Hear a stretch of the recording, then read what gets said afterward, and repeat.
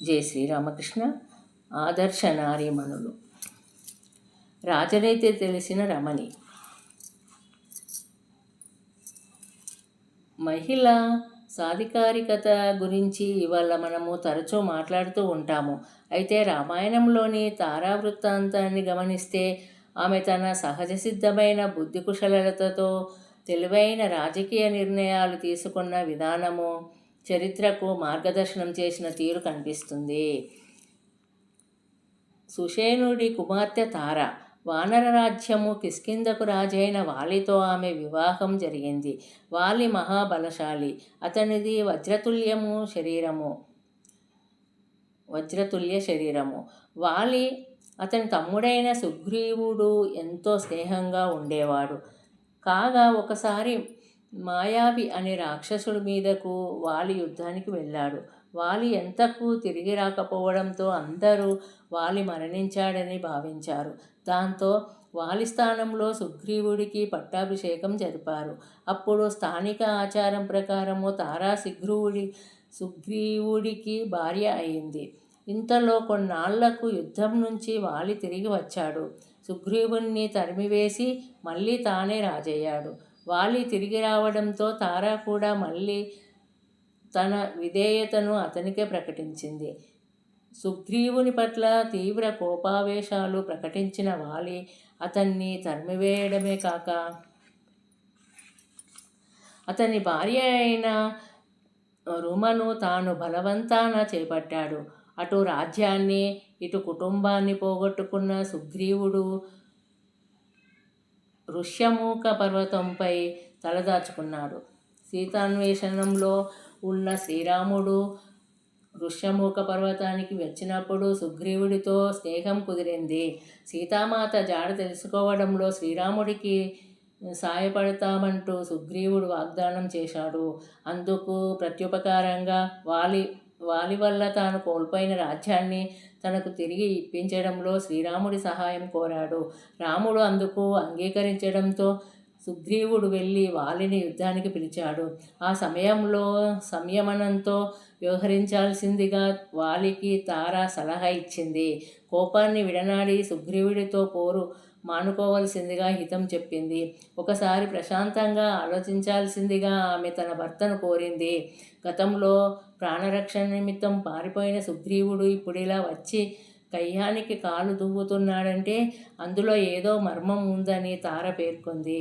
బలవంతులైన మిత్రులెవరో అతన్ని కాపు కాస్తూ సహాయపడడానికి వచ్చి ఉంటారని, కాబట్టి తొందరపడి యుద్ధానికి దిగవద్దని తార తన భర్త వాలికి సూచించింది.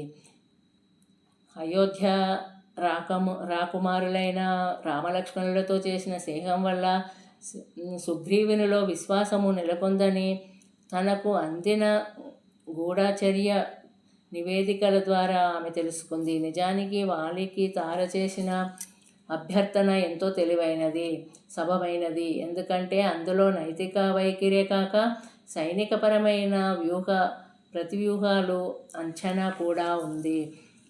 అయితే ఇవేవి వాలి పట్టించుకోలేదు. కోపావేశాలు అతన్ని బుద్ధి కుశలతను కమ్మివేశాయి. సుగ్రీవుడికి గుణపాఠము నేర్పుతానంటూ వాలి ప్రకటించాడు. దాంతో తార ఇంకేమి చేయలేకపోయింది. అయితే ఆమెకు మంత్రతంత్రాల జ్ఞానం ఉంది. ఫలితంగా ఆమె కొన్ని రక్షణ కర్మలు చేసి విజయం సిద్ధించాల్సిందిగా ప్రార్థనలు జరిపి ఆ పైన వాలిని యుద్ధానికి పంపించింది. సుగ్రీవుడికి వాలికి మధ్య భీకర పోరాటం జరిగింది. శక్తిమంతుడైన వాలి ముందు సుగ్రీవుడు నిరాశ నిస్పృహలకు లోనయ్యాడు. వాలి సుగ్రీవుల పోలికలు ఒకేలా ఉండటంతో వాలిని రాముడు వధించలేకపోయాడు. పారిపోయి వచ్చిన సుగ్రీవుని సేద తీర్చి ఈసారి అతన్ని విడిగా గుర్తించడానికి వీలుగా మెడలో పుష్పహారం వేసి మళ్ళీ వాలితో యుద్ధానికి దింపాడు. ఈసారి వాలి సుగ్రీవుల యుద్ధము సాగుతున్నప్పుడు పుష్పహారం కారణంగా సుగ్రీవుడెవరో వాలి ఎవరో రాముడు గుర్తించగలిగాడు. చెట్టుచాటు నుంచి బాణం వేసి వాలిని నేల కూల్చాడు. రక్తపు మడుగులో పడి వాలి ప్రాణావసాన దశలో ఉన్నాడు.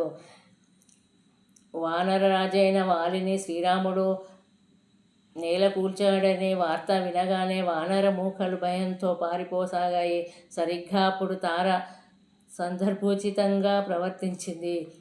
వానరులందరినీ గద్దించి వారందరిని వెంట తీసుకొని ముందుకు సాగింది.